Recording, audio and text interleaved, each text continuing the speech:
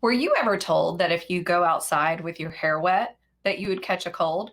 I was, and I grew up believing that was true. I believed that if I took a shower and I went outside on a cold day, that I was going to catch a cold. And it wasn't until I was in my 20s that I realized that this simply wasn't true. So, in this session today, I hope that we can debunk some common myths that you might believe today about making that transition into instructional design. So stick with me and I will share with you what is true about making a career transition and what isn't.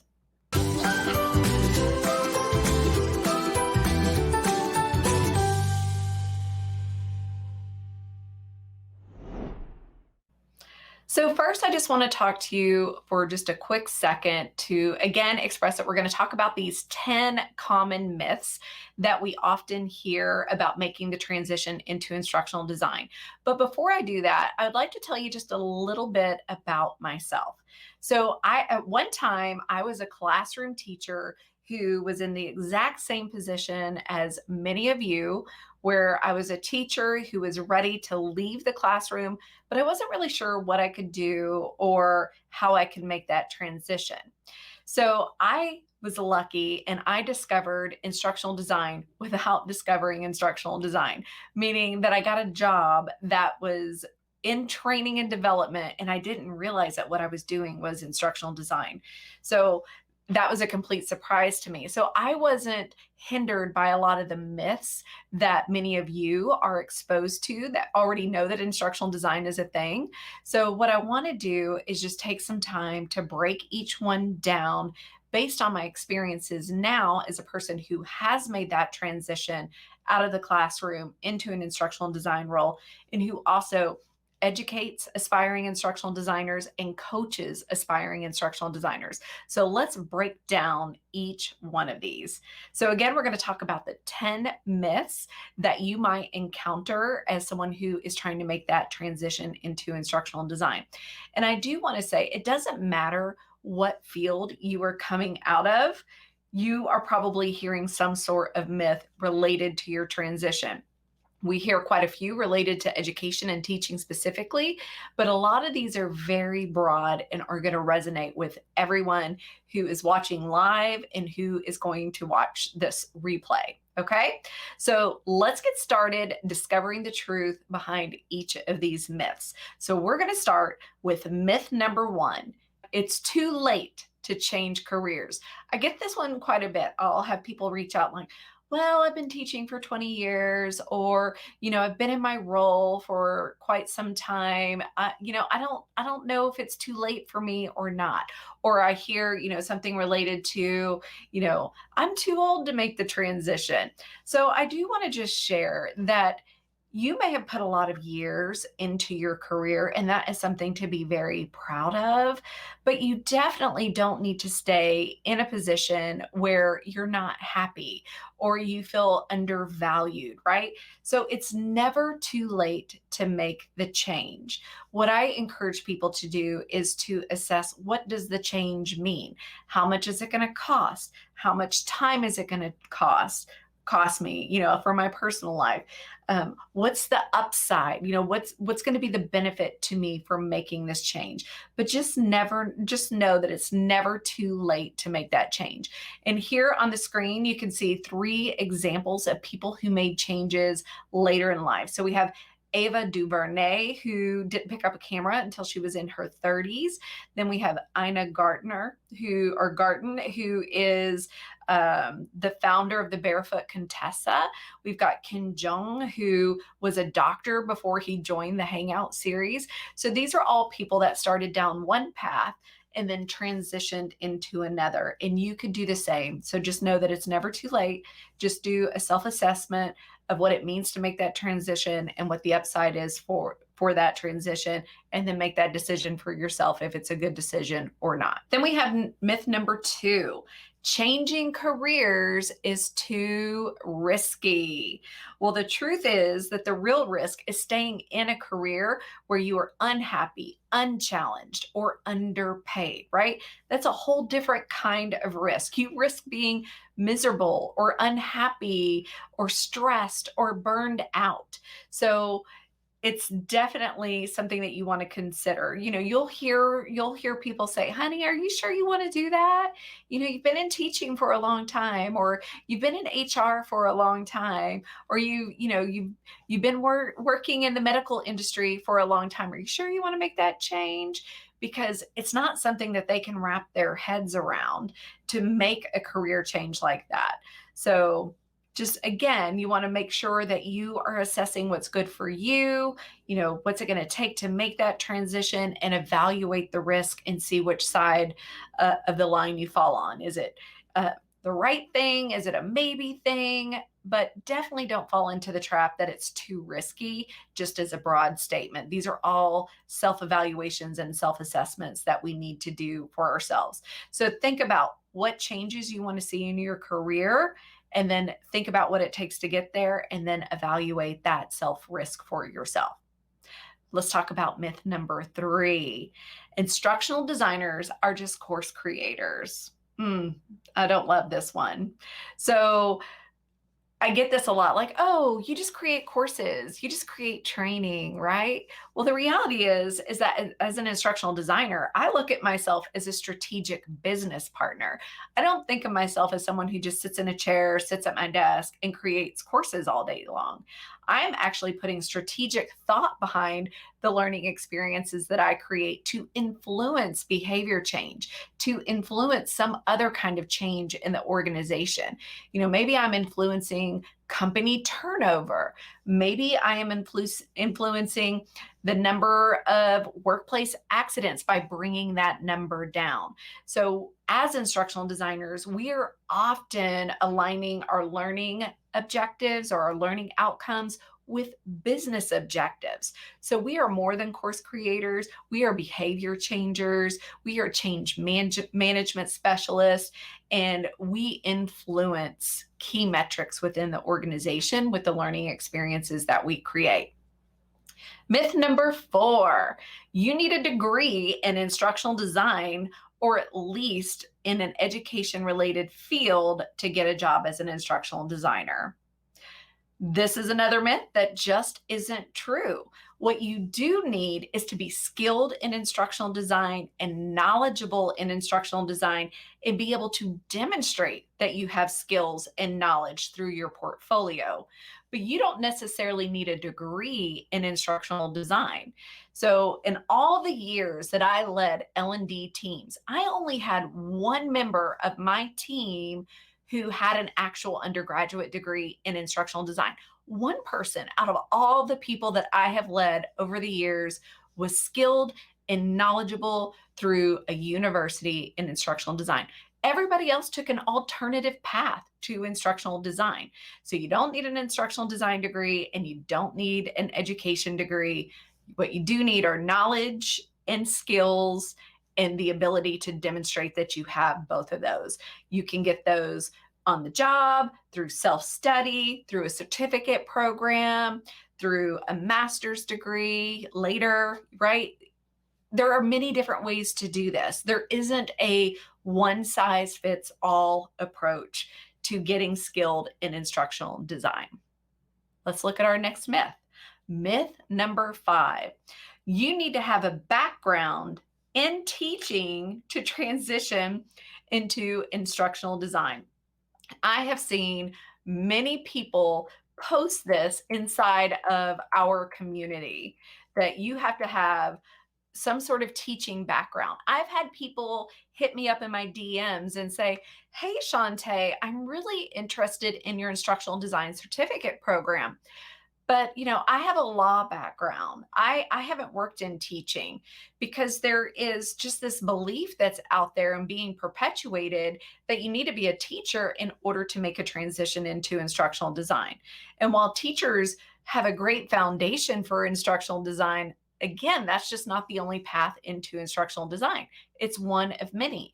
We have people in our instructional design certificate program, and I have worked with people over the years who've had many different backgrounds. From they might have worked as a psychologist, maybe they worked on the human resources team, maybe they worked in information technology, maybe they were a trainer or a facilitator, or maybe they were really good at the operations side of managing an L&D program, and then they ended up on the L&D team doing instructional design.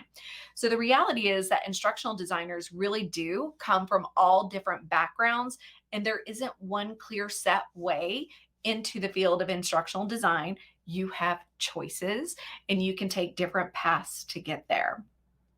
Myth number 6, instructional design is all about the tech.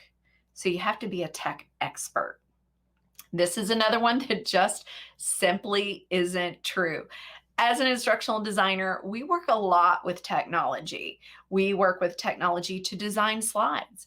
We work with tools like Storyline 360, Rise, Captivate, Camtasia, Adobe Premiere Pro, and my new favorite tool, Descript, right? We work with a lot of technology. And I have been an instructional designer, and I have led L&D teams for a long time. And I can tell you that even today, I'm still not an expert in all of these tools. I call myself a generalist. I have a general idea how to use all of these tools in an effective manner. And anytime there is a point that I get stuck, you know what I do? I turn to my good friend Google and Google my questions, or now my even better friend ChatGPT, to get the answers to the things that I need. And probably my best friend when it comes to technology is YouTube, right? There are just so many resources out there. As an instructional designer, you wear so many different hats. Sometimes you're in the learning management system. Sometimes you're in front of the room facilitating a live learning experience. Sometimes you're on the back end creating the learning experience. Sometimes you're handling the technology. So it's really hard for us to be an expert in all of those different domains. So the point that I want to really emphasize here is that you do need to learn how to use the tech. You need to be familiar with the tech, but by no means do you need to be an expert. So don't let the technology scare you. Just, put one foot in front of the other, start playing with it, start practicing, and eventually one day you're going to wake up and go, wow, I created this really amazing thing. The point is that you just have to play with it and practice.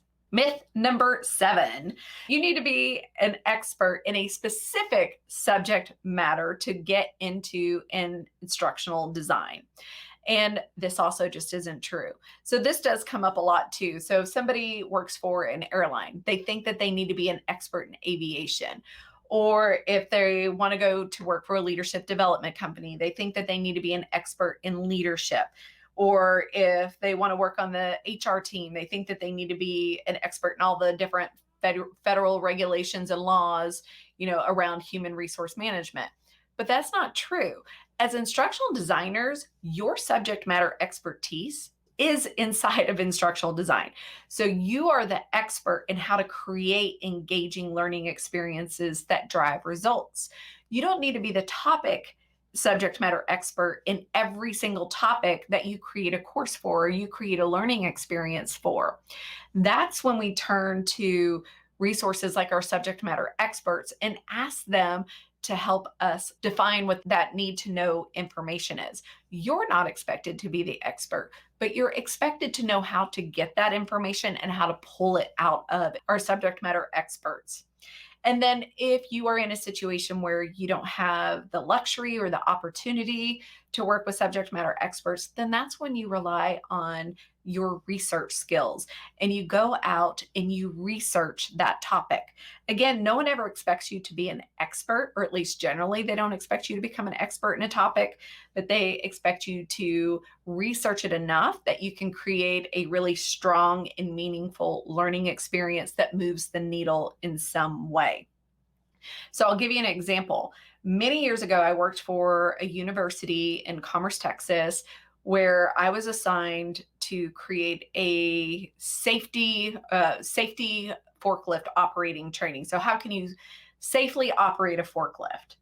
Up till that point, I had never been on a forklift. So I definitely was not a subject matter expert on forklifts. What I did do was go out and research forklifts and how to operate them safely. So I found online a similar model and then I went and researched that. A lot of these things have, what to do, what not to do, and I use that to create that learning experience for all of our forklift operators at the university. So I wasn't an expert. By the time I finished my research, I still wasn't an expert. I just was someone who had a little bit more information about how to operate a forklift. So you don't need to be an expert in any specific topic except for in instructional design. Myth number 8, instructional design isn't a creative field. Well, that's not true either. So, as instructional designers, our job is all about creativity, right? We have to create the learning experience. We create the engagement exercises. We often create the slides. We often create the supplemental resources like the participant guides or the handouts. And if we have the e-learning developer responsibility as well, then we're creating those slides, those knowledge checks. So we have a lot of opportunity to be creative within the work that we do. Now, I think that this sometimes comes across as not creative because as instructional designers who work with business stakeholders or get handed a project to work on, we often have requirements related to that project that we have to work within. So we have boundaries or parameters, that say it has to be an hour or it can only be 30 minutes. It's going to be delivered online asynchronously. So we get a set of requirements that we have to build to spec. But within those requirements, we still have the freedom to be creative. So we have lots of room for creativity. It's just not, unfettered creativity. So we don't have full reign of all the creativity, but we have a lot of creativity. So you definitely get to be creative as an instructional designer. Myth number 9, all instructional design is the same. Well, that's just not true either. The instructional design work that you do is often dependent on what setting you are in, what type of instructional design role you have, what kind of project you were working on. So if I am in a not-for-profit setting, that might look different than corporate.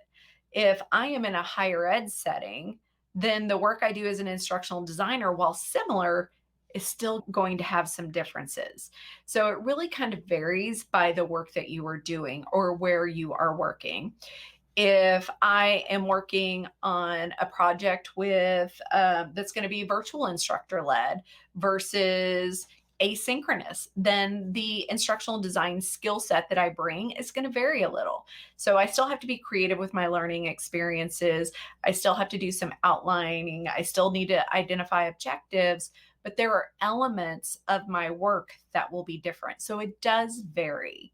So it can vary by the setting and it can vary by the project. It's never the same. And I can tell you this little fact about myself. I need change. I like change. I do not thrive in environments where I do the same thing over and over and over. I need new challenges to keep my interest up and to keep my curiosity up. So I can tell you that instructional design does allow that because this job is not the same day in and day out. There is always something new. The way that I apply my skill set changes, by the day, by the project, by the client. So that's one of the things that I really love and appreciate about instructional design. Myth number 10, you don't make a difference as an instructional designer. It's just a job. Well, this just isn't true either. As instructional designers creating learning experiences, we can make a big difference in the lives of the people that are experiencing the courses or the online learning experiences that we create. So we make a difference in a variety of ways. We sometimes create training that keeps people safe at work, that helps prevent them from getting injuries, maybe how to lift a box correctly, or helps people recognize behaviors that create a hostile work environment so we can preserve psychological safety. We create learning experiences that help people do better in their job, that can help elevate their career, get a job promotion, get a pay raise, right? So, as instructional designers, we do make a difference. I know as a teacher, I went into teaching for passion and purpose. I wanted to make a difference in the lives of the children that I worked with. So I was really, really happy to find that as an instructional designer, I got to keep that passion and purpose and bring it with me into a new role. And just like it did whenever children or children's parents would reach out to me years later to, share something that I did with their students that was really meaningful, I get that from some of the adult learners that I have worked with over the years. So I do want to just share that as instructional designers, you definitely make a difference. So that's something that we can be very excited about in our work. All right, so we covered 10 myths about making that career transition into instructional design. And what we did here is we kind of rephrased them. So they're now debunked and we turn them more into positive statements about what is real. So if you want to screenshot this, go ahead. All right, so number one, it's never too late for you to change your future. Number two, staying in a field where you're unhappy, unchallenged, or undervalued can be riskier than making a career change. Three, instructional designers are strategic business partners. Number four, you need to be skilled in instructional design and knowledgeable in order to make that transition. Instructional designers come into instructional design from all different backgrounds. And then you need to know the tech, but you don't have to be an expert. Seven, you will work with subject matter experts, but you don't need to be a topical subject matter expert. You just need to be an expert in instructional design. 8, instructional design requires a lot of creativity. So you get to be creative in a variety of ways. 9, instructional design varies. The work changes from day to day by the work setting you are in and by the project. And 10, instructional designers make a difference by creating learning experiences that can cause some sort of improvement in someone else's life. All right, so those are our 10 myths that have been debunked. Now, I do want to say if you want to explore a little bit more about what instructional designers do, then I encourage you to check out our instructional design essentials video, and we'll put the link to that below so that you have access to that.